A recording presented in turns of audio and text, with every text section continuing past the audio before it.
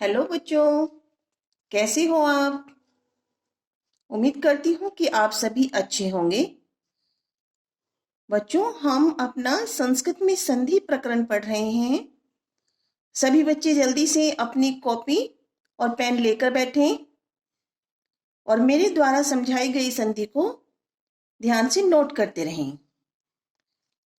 आपने मेरी पिछली वीडियो सभी देखी होंगी, जिसमें मैंने संधि का अर्थ क्या होता है, विच्छेद का अर्थ क्या होता है, संधि के भेद कितने होते हैं और स्वर संधि के भेद कितने होते हैं। तो स्वर संधि के भेद में मैंने सबसे पहले दीर्घ स्वर संधि को पढ़ाया है और मैं आशा करती हूँ कि सभी को बहुत अच्छी लगी होगी और सबने उस वीडियो को पूरा देखा होगा और सबको समझ में आ गई होगी। सेकंड है हमारी गुण संधि। गुण संधि की जो मैंने वीडियो डाली थी वो सभी बच्चों ने देखी और सबने पसंद की, बहुत अच्छा लगा।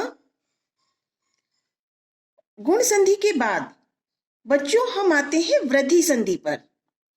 वृद्धि संधि, जैसा मैंने आपको पहली वीडियो में भी बताया था कि संस्कृत की संधियों में बच्चों आपको सूत्र पर विशेष ध्यान देना है। तो हम देखते हैं कि वृद्धि संधि का सूत्र क्या है। वृद्धि संधि का सूत्र है वृद्धि रचि। वृद्धि रचि सभी बच्चे नोट कर लेंगे। सूत्र का सार क्या कहता है? तो बच्चों, मैंने सबसे फर्स्ट अपनी वीडियो में आपको बताया है कि संधि प्रकरण को समझने के लिए आपको 4 वर्ण मैंने अपनी वीडियो में बताए हैं। कौन कौन से हैं? ए और आ, हर्ष या दीर्घ। ई और ई, हर्ष या दीर्घ। उ और ऊ, हर्ष या दीर्घ। और ऋषि ऋषि। इन चारों वर्णों पे ही हमारी संधि डिपेंड करती है। चलिए अब हम देखते हैं कि वृद्धि संधि के सूत्र का सार क्या है। सूत्र का अर्थ है वृद्धि रचि। सूत्र का सार है ए अथवा आ के बाद। ए और आ के बाद का मतलब यहां पर यह है बच्चों कि जो हमारा प्रथम शब्द है उसका अंतिम वर्ण ए और आ होगा और उसके बाद यदि ए और आए, ओ और औ हो तो उनके स्थान पर क्रम से है आए और औ हो जाते हैं। इसे हम वृद्धि संधि कहते हैं। ये सूत्र का सार है। अब देखिए आपको कैसे समझना है। फर्स्ट स्टेप, ये बहुत आसान सी संधि है और इसमें आपको कोई भी प्रॉब्लम होनी नहीं चाहिए। भाई इस संधि में केवल आपको 2 वर्ण याद रखने हैं। प्रथम है आपका ए और आ, यानी जो हमारा पहला शब्द है उसका अंतिम वर्ण ए और आ होगा और उसके बाद अगर ए और आए आते हैं तो हमारा आए हो जाएगा। सेकंड स्टेप में देखेंगे कि भाई वही है कि प्रथम शब्द का अंतिम वर्ण ए और आ होना चाहिए और उसके बाद अगर ओ और औ आता है तो वो औ हो जाता है, यानी उनके बाद ए और आ के बाद अगर हर्ष या दीर्घ ओ आते हैं तो वो दीर्घ स्वर बन जाता है। चलिए अब हम एग्जाम्पल देख लेते हैं। उदाहरणार्थ क्या है? फर्स्ट में देखिए 1 + 1 है। 1 + 1 है। अब बच्चों ध्यान से देखिए, जो हमारा प्रथम शब्द 1 है उसका अंत किससे हो रहा है? कै। तो कै व्यंजन में हमारा क्या लुप्त होता है, क्या छुपा रहता है बच्चों? ए। प्लस बाद में भी हमारा क्या आ रहा है? 1 है, तो इसका हमारा क्या आएगा? ए। तो दोनों का मिलकर क्या बनेगा? आए। अब हम इस दोनों शब्दों की संधि करते हैं।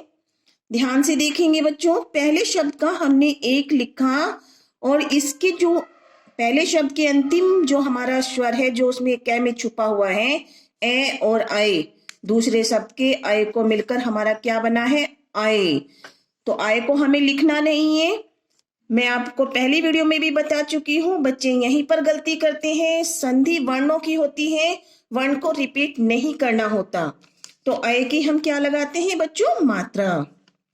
और फिर बाद वाला कै लिख के उसमें हम विसर्ग लगा देते हैं। तो ये हमारा बन गया एक है। ठीक है बच्चों, सबको समझ में आ गया है। और इस संधि की सबसे पहचान ये है, अगर आपको एक है लिखा हुआ आया है तो आपको उस पे आय की दो मात्राएं दिखाई देंगी। अगर शब्द में पूछ रहे हैं कि भाई कौन सी संधि है, तो मात्रा को देखकर आप उसकी तुरंत पहचान कर सकते हो कि इसमें हमारी वृद्धि संधि है। नेक्स्ट वर्ड पे चलते हैं हम, सदा जमा एव। देखिए प्रथम शब्द जो है हमारा सदा, इसका स्वरांत किससे है? आ से। आ प्लस ए, तो हमारा क्या बनेगा? यानी हमने पहले स्टेप में पढ़ा है कि ए या आ के बाद अगर ए या आई आता है तो आई ही हो जाता है, यानी जो बाद वाला हमारा ए होता है उसका हमारा दीर्घ हो जाता है। चलिए अब हम दोनों शब्दों की संधि करते हैं। क्या लिखेंगे बच्चों? से, दे। आ की मात्रा नहीं लगाएंगे हम यहाँ पे, क्योंकि आ और ए में इन दोनों वर्णों में संधि हो गई है और वो आई हो गया है। अब हम दे पे आई की मात्रा लगा देंगे और बाद वाला जो हमारा शब्द है उसके आई की और इसके आ की संधि होने के कारण वो लुप्त हो गया है और फिर बाद वाले शब्द में से वह लिख दिया हमने। तो बच्चों क्या बना यहाँ पर? सदैव। चलिए अब ये हमारा फर्स्ट स्टेप था। अब सेकंड स्टेप के भी हम उदाहरण देख लेते हैं। सेकंड स्टेप में हम देखेंगे बच्चों, पहला शब्द है देव। देव में क्या छुपा हुआ है? वह में हमारा क्या है? अंत में ए प्लस ओ, तो क्या बनना है? औ, यानी दीर्घ स्वर होना है। चलिए अब हम इसकी संधि करते हैं। ध्यान देने योग्य बात यह है बच्चों कि हमें हमेशा ध्यान रखना है कि किन किन वर्णों की संधि हो रही है। पहले शब्द में हमने लिखा देव, अब ये जो ओ है वो लुप्त हो गया है, यानी छुप गया है, क्योंकि जो हमारा वे में ए था और ओ की दोनों वर्णों की संधि हो गई है। अब हम वे पे औ की मात्रा लगा देंगे, के और से, दिवोकस है, ये हमारा शब्द बन गया। चलिए अब हम नेक्स्ट शब्द पे चलते हैं। अगला शब्द हमारा क्या है बच्चों? जल प्लस ओद है। अब यहां पे भी हम ध्यान देंगे कि जो हमारा जल है, जल में किस जो स्वरांत है वो क्या है? ले में हमारा ए स्वर छुपा हुआ है, ए लिखा हमने और औ लिखा, तो इसका भी हमारा वर्ण क्या बनेगा? दीर्घ औ। चलिए अब हम दोनों शब्दों की संधि करते हैं बच्चों, ध्यान से देखेंगे। हमने पहले क्या लिखा? जल, और ये जो दूसरा शब्द है जो उसका प्रथम वर्ण ओ है वो हमारा संधि में चला गया है, दोनों के वर्ण मिल चुके हैं। अब हम यहाँ पर क्या करेंगे? औ की मात्रा लगा देंगे और दूसरे शब्द का ध लिख करके विसर्ग लगा देंगे। तो ये हमारा क्या बना बच्चों? जलोद है। सभी बच्चों को समझ में आ रहा होगा? ठीक है बच्चों, अगर समझ में आ रहा है या कहीं पे दिक्कत है तो आप कमेंट बॉक्स में जाकर के अपने प्रॉब्लम को रख सकते हैं, और अगर आपको समझ में आ रहा है तो उसमें लाइक करें और मेरे चैनल को सब्सक्राइब अवश्य करें, ताकि आपको मेरी अगली वीडियो का नोटिफिकेशन सबसे पहले मिले और आपके पास में मेरी जो भेजा हुआ मैटर है वो जल्दी से जल्दी प्राप्त हो सके आपको। चलिए बच्चे, अब आप अपना होमवर्क नोट कर लीजिए।